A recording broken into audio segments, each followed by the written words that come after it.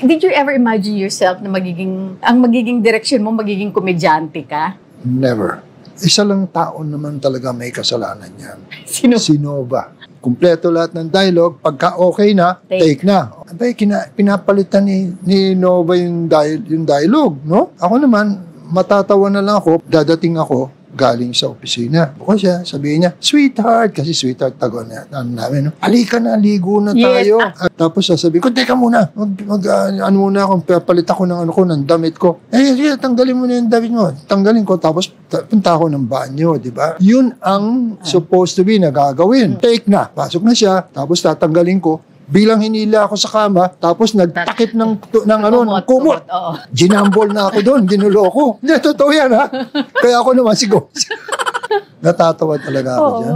Si Elizabeth ba, was there a time na pinagsilosan si Nova Villa? No.